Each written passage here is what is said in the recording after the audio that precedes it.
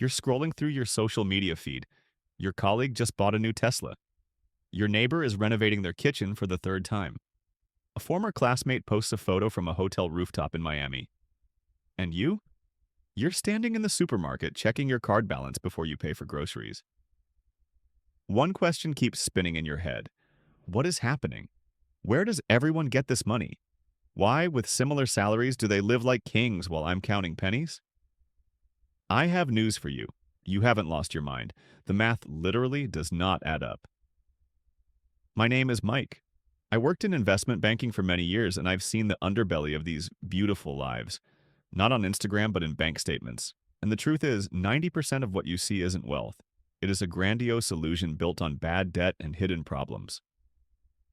Today, we are going to dismantle this performance. We will break down the real numbers behind housing costs, car loans, and reveal the sources of invisible income that no one talks about out loud. If you feel like you are hopelessly falling behind in life, in 10 minutes, you will realize that you are actually the only one doing everything right. Don't believe me? Let's just grab a calculator, take a walk through any decent suburb. You'll see a perfect picture. Houses that are 2,000 square feet. Perfectly manicured lawns, solar panels on the roofs, smart doorbells. This image literally screams success. But let me tell you what these houses actually represent. They are financial quicksand. Let's look at the dry numbers. No emotions. According to data for 2025, the median home price in developed markets hovers around $400,000. Old finance textbooks say you need to put down a 20% down payment. That's $80,000. Do you know how many people actually have those savings? Almost no one. So the majority puts down 3 or 5%. This means they are borrowing almost the entire amount.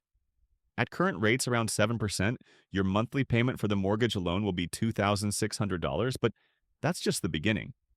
Add property tax, insurance, HOA fees, and suddenly your payment has crossed $3,000.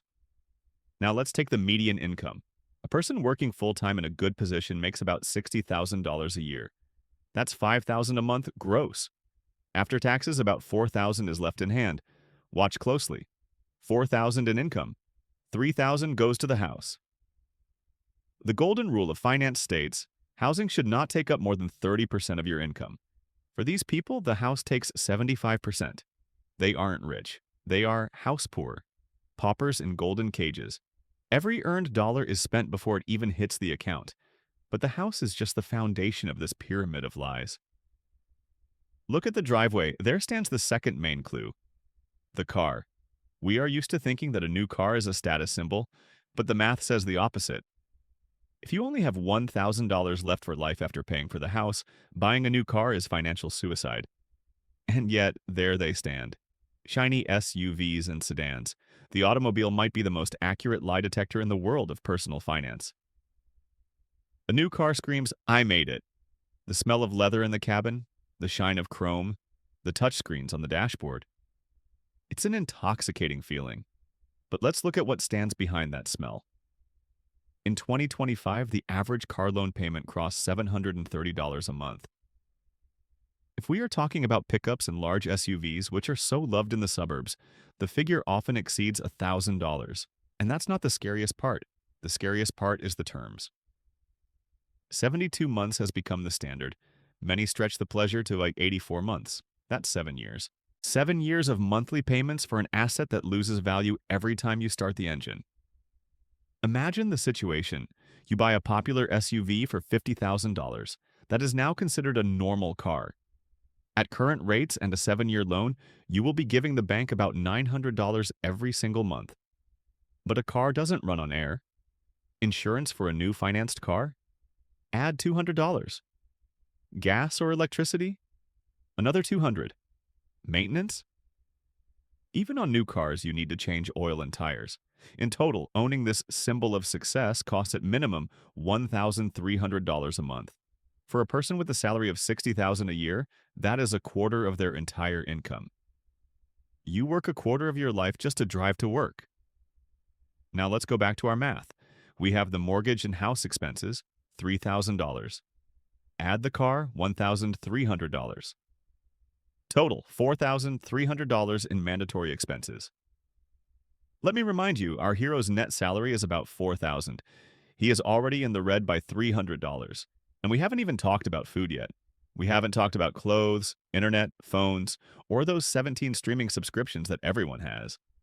You think you are buying comfort. In reality, you are buying the right to look rich in front of people who absolutely do not care about you. Standing in traffic in a $50,000 car, you are no different from the driver of an old sedan, except for the amount of your monthly payment. So, how do they survive? If expenses exceed income before buying the first carton of milk, where does the money come from? The answer lies in something that isn't discussed at the dinner table. There is an invisible financial stream keeping this illusion afloat. Many think he must be an investment genius, or he has a successful side business. The reality is much more prosaic and much sadder. There is a hidden variable in the equation. Working in the bank, I saw thousands of accounts, and I noticed a pattern. A huge number of young families living the perfect life have an invisible sponsor. It's the bank of mom and dad. No one writes about this on social media under the photo with keys to the new house. Hashtag thanks parents for the down payment isn't very popular, but the statistics are ruthless. According to recent data, almost half of first-time homebuyers receive financial help from family, and a third of young people aged 18 to 34 live with their parents to save money. This isn't a judgment, it's a fact. But when you look at their life from the outside, you don't see this support. You only see the result. You compare your naked salary with their salary plus family capital. You are playing a game where the opponent has cheat codes and you don't even know the rules. But there is a second category of people. Those who don't have rich parents, who plug this financial hole in a different way. Credit cards. This is the glue holding their life together. They pay for groceries with a credit card, gas, credit card, dinner at a restaurant, credit card. And at the end of the month, they make the minimum payment. The balance rises slowly like water in the hull of a sinking ship. At first it's unnoticeable, $1,000 of debt, then 5, then 10. They finance the appearance of wealth while living in a state of permanent emergency. You might ask, but Mike, is everyone around really bankrupt? Has no one accumulated real capital? Of course, some have. But here we approach the biggest deception of all. The difference between looking rich and being rich. In finance, there is only one number that matters. It's not your salary, and it's not the price of your car. It is net worth. The formula is disgustingly simple. Everything you own minus everything you owe. The Federal Reserve regularly publishes this data, and it is staggering. For Americans under 35, the median net worth is about $39,000. Attention, this includes everything: money in accounts, retirement savings, and most importantly, equity in a home. If you remove the house from this equation, which you can't sell because you need somewhere to live, the real number for the majority trends towards zero. Now let's move to the older group, 35 to 44 years old, the prime of a career, median net worth about $135,000. Sounds not bad. Don't rush. The majority of this money is just the inflated price of their house. It is paper wealth. You can't go to the store and buy food with the square footage of your bedroom. Liquid cash, a real safety margin for the average family, is practically non-existent. But the most interesting part happens when we compare two people. Imagine the guy from Instagram. He has a Rolex, a leased BMW, and a huge house. His assets look like $2 million, but his debts, mortgage, car loans, cards, total $2,100,000. His net worth minus $100,000. Now look at the student walking down the street. He has $10 in his pocket and no debt. His net worth plus $10. Mathematically, that student is richer than the successful guy in the BMW. This is the paradox of modern wealth. We confuse high income with wealth. Income is how much money passes through your hands. Wealth is what remains. And for most people living the beautiful life, nothing remains. They are simply pipes through which money flows from the employer to the bank. And you know what? Banks love this. In fact, the entire banking industry is built on keeping you in this state. I know this because I sat on the other side of the table. In the banking industry, there is a term that clients should never hear. It sounds rude, almost insulting. Deadbeat. Do you know who bankers call deadbeats? No, it's not those who don't pay back loans. It's not the bankrupts. A deadbeat in the slang of credit organizations is a person who fully pays off their credit card balance every month. Someone who pays not a single cent in interest. For you, such a person is a model of financial discipline. For the bank, they are a parasitic client. They use the system, the bonuses, the cashback, but bring no profit. They are useless. So, who is the ideal client? Who is that golden goose? It's your neighbor in the new car. In banks, they call them revolvers. People who constantly roll over debt. They make the minimum payment and leave the rest for the next month, allowing compound interest to work its magic. The magic of siphoning money from their pockets into the pockets of shareholders. When I worked in the system, we loved such clients. We literally hunted for them. Do you think offers to increase your credit limit come to you just because you're a good guy? No.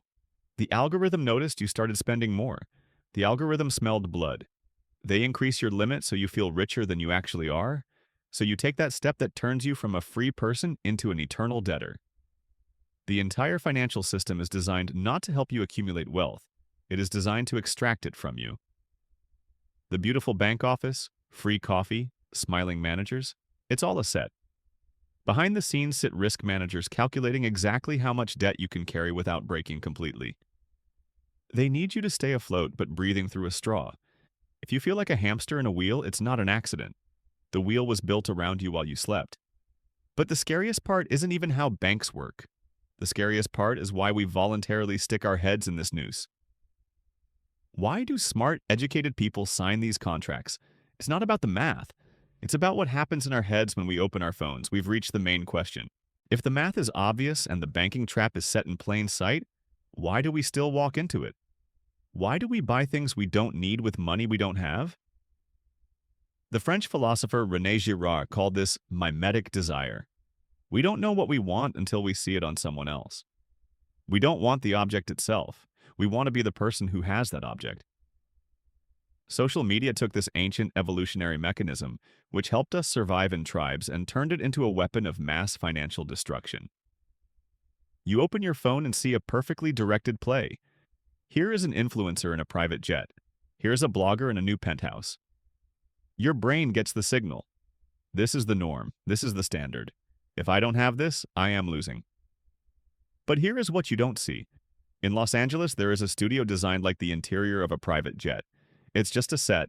It costs $50 an hour. Thousands of people rent it, take photos, post them with the caption, "Hustle," and ride the subway home.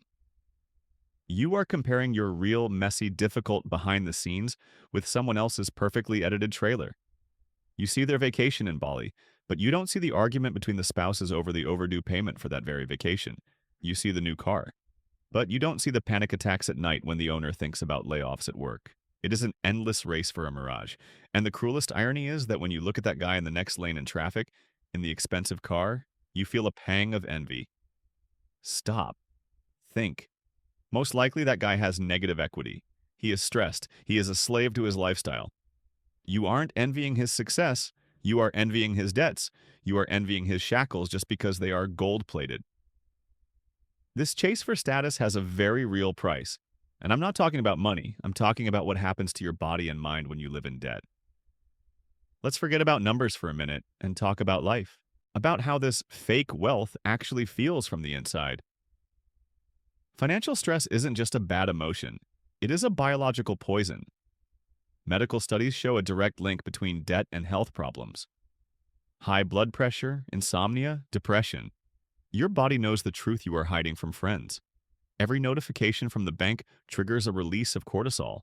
You live in fight or flight mode 24 hours a day, 7 days a week. And this destroys not only your health, it destroys families. Financial problems are the #1 cause of divorce in developed countries. Not infidelity, not irreconcilable differences, but arguments about how to pay bills for a lifestyle you cannot afford. But there is one more price that is rarely spoken of. It is the loss of freedom. When you spend everything you earn, you put on golden handcuffs. You hate your boss? You can't quit? You have a mortgage. You want to start your own business? You can't take the risk. You have a car loan. You want to take a pause and rest? Forbidden, the bills come every month. You become a hostage to your own salary. You are forced to endure humiliation, overtime, and a toxic environment just to maintain the facade of success. The things that were supposed to bring you happiness turn into your jailers. The house requires repairs. The car requires insurance. You work for them, not they for you. It's a vicious cycle. You work more to pay for stress. You buy things to relieve the stress of work, and you need to work even more to pay for those things. But what if I told you it can be different? That there are people who have exited this race? They live among us. You see them every day, but you don't notice them because they look completely ordinary. But they are the only ones who are truly free. There is an old saying, money screams, wealth whispers. In the world of finance, there is a group of people I call the ghosts. You pass by them every day. They drive a 5-year-old Toyota or Honda. They wear jeans without logos. They live in an ordinary house they bought 15 years ago. If you meet them in the supermarket, you would never think they are rich. But when they come to the bank, the managers stand up and straighten their ties, because on their accounts lie sums that the Instagram rich haven't even dreamed of. This is the concept of stealth wealth. These people hacked the code. They understood the fundamental difference between two concepts: rich, having high income, and wealthy, being wealthy. Being rich is having a high income and spending it on expensive toys. Being wealthy is having assets that buy your freedom. A person who has chosen the path of the ghost doesn't buy a new car every 3 years to impress the neighbor. He invests those $700 a month into an index fund. Do you know what happens in 20 years? The neighbor has a pile of rusty metal and a new loan. The ghost has $500,000 in the account and the ability to walk away from their job at any moment. This is the main currency of true wealth. Not things, but the ability to say no. Stealth wealth is a quiet harbor. It won't be shown on social media. A photo of a brokerage statement won't get likes. A walk in the park with family instead of a trip to Dubai won't cause envy. But it gives you a feeling of deep, unshakable peace. You don't need to prove anything to anyone. You know who you are. You know that if the economy crashes tomorrow, if you get fired, if a crisis hits, you will remain standing. Your facade might be modest, but your foundation is made of granite, while the palaces around you are built of cardboard and credit obligations. So what should we do? How do we stop being actors in someone else's play and start building our own fortress? It all begins with one simple decision. Right now, you have a choice. You can close this video and return to any social network. You can continue to feel that pang of envy looking at other people's vacations. You can go and sign a loan for a car you can't afford, just to feel better for a second. That is the easy path. That is the path the crowd follows. The path that leads to a beautiful facade and an empty soul. Or you can choose a different path.